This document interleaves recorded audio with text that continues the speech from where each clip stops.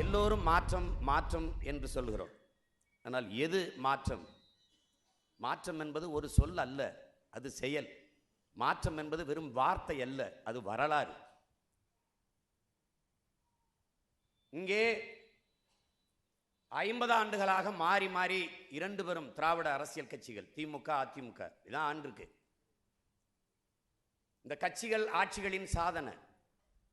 இலவசமாக அரிசி கொடுத்தால்தான் அதை வாங்கி சாப்பிட்டு வயிறு வளர்த்து உயிர் வாழைக்க முடியும் என்கிற ஏழ்மை வறுமை நிலையில் இந்த நாட்டு மக்களை வைத்துதான் இவர்கள் சாதனை. தெருவுக்கு 2 படிப்பகங்கள் இருக்க வேண்டிய இடங்களெல்லாம் தெருவுக்கு 2 குடிப்பகங்களை திறந்து குடித்து குடித்து 2 லட்சம் பேர் செத்துருக்கான். 2 லட்சம் பொம்பளையை தாலி எடுத்தது சாதனையா வேதனையா என்பதை அறிவார்ந்த தமிழ் சமூகத்தின் மக்கள் சிந்திச்சு பார்க்கணும். ஒவ்வொரு மனிதரிடமிருந்து மருத்துவத்துக்கு, கல்விக்கு, குடிநீருக்கு வரியை வாங்கிக்குது. ஆனால் அந்த கல்வியை நான் தனியார் முதலாளிகிட்ட, தனியார்கிட்ட போய் படித்தா தான் நல்ல கல்வியை பெற முடியும் நிலைமை இருக்குது. அறிவு விற்பனைக்கு வந்துருச்சு. உயிர் காக்கும் மருத்துவம் வியாபாரம் ஆயிடுச்சு.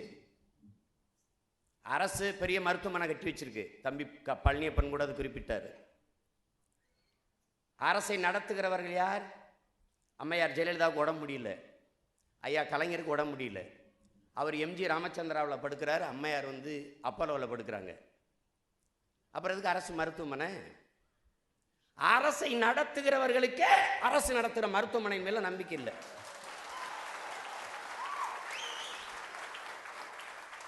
ஏன் நீங்க அங்க போய் படுக்கல? 75 நாள் கழிச்சு நடந்தது 7 நாள்ல நடந்திருக்கும், அதனால போல. ஏன் அவ்வளவு தரமாக இருக்கிறது? இங்க எது ஜனநாயகம், எது ஆட்சி? இந்த நாட்டின் முதன்மை அமைச்சருக்கு கிடைக்கிற உயர்ந்த மருத்துவம் கடைகோடி மனிதனுக்கும் கிடைக்கணும். அதான் ஜனநாயகம், அதான் சுதந்திரம், அதான் ஆட்சி. இங்க ஆட்சிகள் இல்லை, வெறும் காட்சிகள் தான். நான் உங்ககிட்ட ஓட்டு கேட்டு வரல, நான் ஓட்டுக்கான ஆள் இல்லை, இந்த நாட்டுக்கான ஆளு. நீங்க அதை புரிஞ்சுக்கணும். நாங்கள் கேட்பது வாக்கல்ல, வாக்கை கேட்டு வரல, வருங்கால தலைமுறை பிள்ளைகளின் வாழ்க்கையை கேட்டு வந்து நிற்கிறோம். இவர்கள் ஆட்சியின் சாதனை என்ன? 50 ஆண்டுகள்ல சலுகை, போனஸ், மானியம், இலவசம். இங்க அரங்க நிறைத்து அமர்ந்திருக்க ஆண்டோர் பெருமக்கள் சொல்லுங்க, இது நாளை தாண்டிய ஒரு சாதனை, ஒரு அறிவிப்பு, ஒரு திட்டம். இங்க வளர்ச்சி என்பது என்ன? அம்மா கூட சொன்னாங்க வளர்ச்சியை பற்றி, மதிப்பிற்குரிய அம்மா தமிழிசை அவர்கள். கடல்ல கொட்டின எண்ணெயை வாளிக்கு தள்ளி ஊத்துறது தான் மிகப்பெரிய வளர்ச்சி. இவர்கள் தான் சொல்கிறார்கள் அணு உலை பாதுகாப்பானது, ஹைட்ரோ கார்பன் ஒரு ஆபத்தும் வராது, நாங்க பூமிக்கு உள்ள போய் காற்று மட்டும் எடுத்துட்டு அப்படியே வந்துடுவோம். அவ்வளவு நல்லவர்கள். மீத்தோன் எரிகாற்று ஒரு பிரச்சனையும் இல்லை, நீங்க பாட்டுக்கு மேல உழுது விவசாயம் பண்ணிக்கிட்டு இருக்க, நாங்க கீழே போய் காற்று எடுத்துட்டு போயிடும். நீங்க பாட்டுக்கு நடந்து போங்க, கெண்டக்காலை மட்டும் வெட்டி எடுத்துட்டு நாங்க போயிடுறோம். இது ஒரு திட்டம். எல்லாமே வளர்ச்சி, டெவலப். இங்க 3 இந்தியா இருக்கு. விமானம் ஓட்டுவாள் ஒரு பெண், பேருந்தில் வேலைக்கு செல்வாள் ஒரு பெண், பெத்த குழந்தையை காப்பாற்ற வழி இல்லாது உடலை வியாபாரம் செய்வாள் ஒரு பெண். இதுல எந்த இந்தியாவில் நீங்க வாழ்றீங்கன்னு முடிவு எடுக்கணும். இது ரொம்ப கவனமா செய்யணும். இந்த இருக்குல்ல, இந்த அமைப்பு தொடச்சு தூர தள்ளிடணும். இதுக்குள்ள நீ வாழவே முடியாது. ஊழல லஞ்சத்தை ஒழிக்கணும். எல்லாரும் பேசுறான் இந்த நாட்டில், எல்லாரும் இருக்கிறாங்க ஊழல் லஞ்சம் ஐயோ அப்படின்னு. எல்லாருமே ஊழல் லஞ்சத்தை இருக்கிறீங்களே, யார் கொடுக்குறா, யார் வாங்குறாப்ப? யாரோ யாரோ வாங்குறாங்க, நம்ம வாங்கல, நமக்கு யாரோ யாரு கொடுக்குறா, யாரு வாங்குறா? ஊழலை ஒழிக்கணும் என்பதற்கு முதல்ல இவர்களை எல்லாரையும் ஒழிக்கணும். அதான் ஒரே வழி.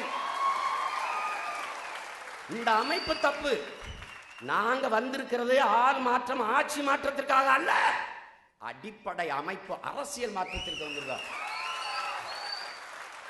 ஆட்சி மொழி, அதிகார மொழி, வழிபாட்டு மொழி, வழக்காடு மொழி, பண்பாட்டு மொழி, பயன்பாட்டு மொழி, பேச்சு மொழி, எழுத்து மொழி, எந்த இடத்துல உன் தாய்மொழி இல்லை.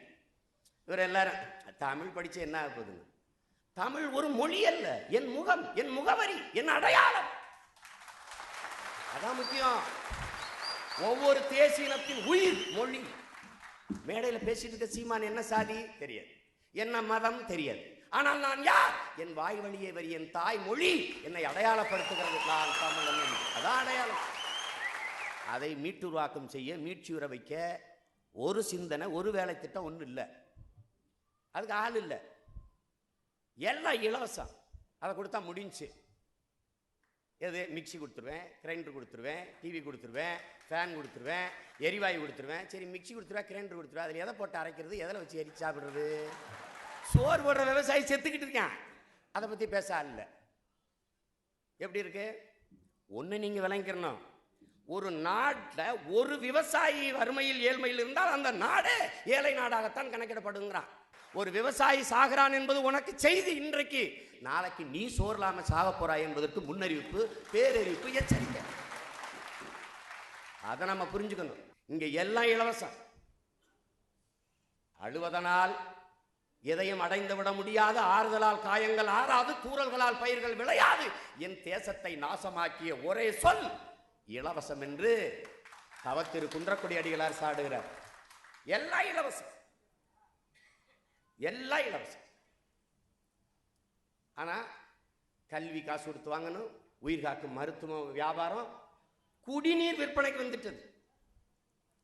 உயிர் ஆகாரமாக இருக்கிற குடிநீர் வியாபாரமாய் சந்தை பொருளாயிருச்சு. நீங்க நல்லா கவனிச்சுக்கிறீங்க. தண்ணீர் என்பது மனித உயிருக்கு மட்டுமான தேவையா? அனைத்து உயிர்களுக்குமான ஒரு உயிர் தேவை தண்ணீர். எல்லாவற்றையும் இலவசமாக கொடுத்த இந்த அரசு தண்ணீரை 10 ரூபாய்க்கு விற்கிது. ஏன்? காரணம் என்ன? தண்ணீர் மிக உயர்ந்த சந்தை பொருளாக இருக்க வேண்டிய தேவை இருக்குது. அதை இலவசமாக கொடுத்தா என்ன ஆகும்? விற்கிற தனியார் முதலாளி பாதிக்கப்படுவான். அவன் பாதிக்கப்பட்டா இவங்களுக்கு என்ன? அவங்கிட்ட இருந்து வந்த கமிஷன் போயிடும். தான் பிரச்சனை. நீ எனக்கு ஓட்டு போடு போடாம போ, அதை பத்தி பிரச்சனை இல்லை. ஆனா நான் சொல்றதை சொல்லிடுறேன்.